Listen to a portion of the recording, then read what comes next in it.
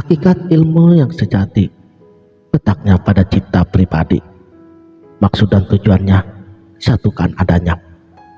Lahirnya ilmu paling unggul dalam keadaan hening sehening-heningnya. Inilah ilmu sejati. Bismillahirrahmanirrahim. Assalamualaikum warahmatullahi wabarakatuh. Salam sang sejati. Dalam paradigma filsafat keilmuan, definisi dari ilmu adalah pengetahuan yang telah diproses sedemikian rupa dengan menggunakan metode yang sistematis. Menurut Syekh Siti Jenar, terwujudnya ilmu atau ngilmu karena ada usaha dan juga aspek tindakan yang nyata daripada teori yang ada. Dan untuk mendapatkan ilmu sejati, Syekh Siti Jenar, beliau mensyaratkan adanya perjuangan yang berat, bersungguh-sungguh, teliti, dan juga sabar. Bahkan ada syarat khusus, yaitu seorang pelaku ilmu harus mampu mengendalikan atau mengontrol hawa nafsunya. Sebab ilmu yang dicari di sini adalah ilmu yang sejati, yaitu ilmu yang harus dihayati, yang dapat memberikan kemanfaatan hidup di dunia dan juga di akhirat. Jadi sebuah ilmu harus memiliki dimensi pragmatis, yaitu dapat bermanfaat dan daya kegunaannya yang sangat besar. Hakikat ilmu sejati itu terletak pada cipta pribadi. Maksud dan tujuannya disatukan adanya. Lahirnya ilmu unggul dalam keadaan sunyi dan jernih. Menurut Syekh Siti Jenar, manusia haruslah kreatif karena manusia telah diberi anugerah oleh Yang Maha Kuasa untuk dapat mengaktualisasikan ilmunya yang berasal dari dalam dirinya sendiri. Jadi, ilmu sejati bukanlah ilmu yang kita terima dari orang lain, yang kita dapatkan melalui indera atau melalui pengajaran dari orang lain. Itu hanyalah refleksi sebuah ilmu. Sedangkan ilmu yang sebenarnya atau ilmu yang sejati, menurut Syekh Siti Jenar, itu berada di dalam cipta pribadi, ide dan kreasi yang lahir dari dalam diri kita sendiri, yang adanya di dalam diri yang paling dalam. Biasanya kita mengetahui sesuatu itu berasal dari luar melalui indera atau pengalaman indrawi, atau melalui pengajaran-pengajaran dari orang lain.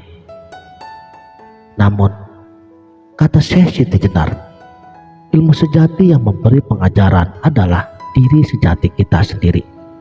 Dan diri sejati itu berada di dalam lapisan diri yang paling dalam. Makanya, pengetahuan tentang ilmu sejati, menurut beliau, itu hanya bisa ditemukan melalui ketajaman mata batin yang sumbernya daripada hening dan sepinya diri. Sebab ilmu sejati memang adanya di kedalaman kesadaran manusia yang paling dalam.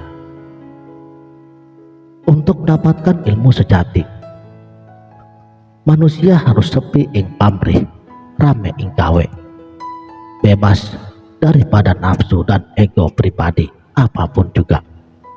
Batin harus benar-benar menyatu dalam drama keheningan tafakur.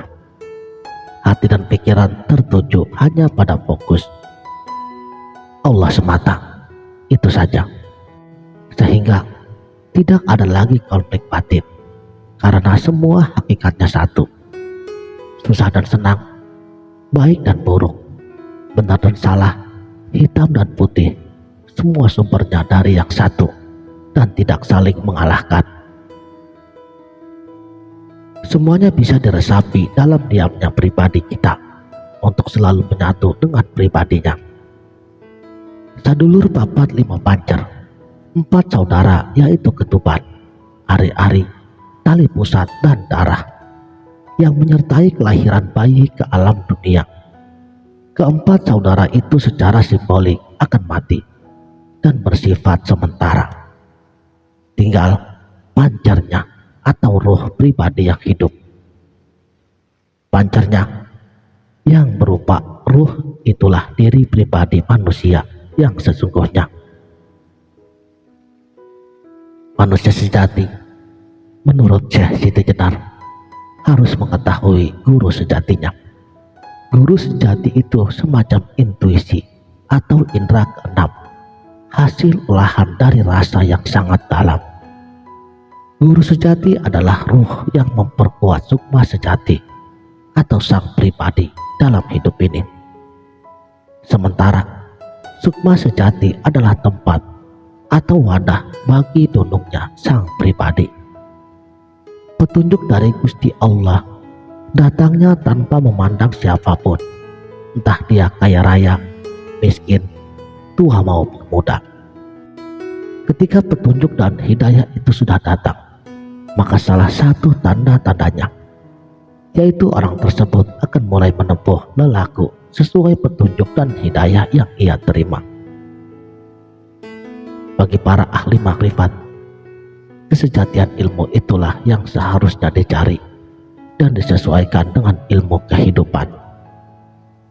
Bagi kebanyakan orang, jika sudah sampai kepada janjinya, maka hatinya menjadi khawatir, wataknya selalu was-was, senantiasa takut akan kegagalan. Padahal alam di bawah kolong langit ini, di atas hamparan bumi, dan semua isi di dalamnya hanyalah ciptaan yang Maha Esa. Tidak ada keraguan apapun, lahir dan batin harus bulat, mantap, berpegang teguh pada tekad yang kuat. Yang membuat kita paham akan diri kita, pertama, tahu akan datangnya ajal, karena itu tahu jalan kemuliaannya.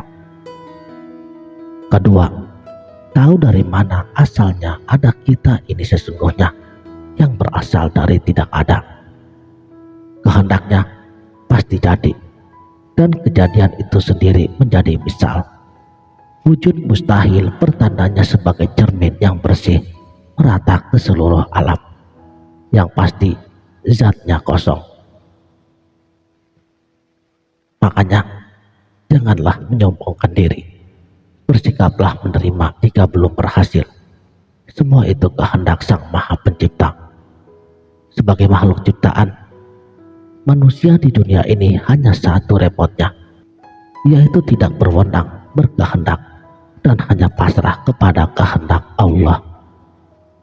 Segala yang tercipta terdiri dari jasad dan sukma, serta badan dan juga nyawa.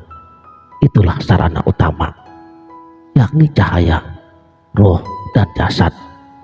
Yang tidak tahu dua hal itu akan sangat menyesal. Hanya satu ilmunya melampaui sang utusan. Namun bagi yang ilmunya masih dangkal, maka ia akan mustahil untuk mencapai kebenaran dan dapat menunggal dengan Allah.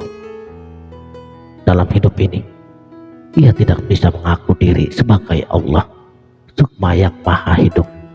Akan menjadi kufur jika menyebut diri sebagai Allah. Nauzubillah. Kufur juga jika menyamakan hidupnya dengan hidup sang sukma. Sekianlah, terima kasih telah menonton. Sampai jumpa di video berikutnya. Wabillahi taufik wal hidayah. Wassalamualaikum warahmatullahi wabarakatuh.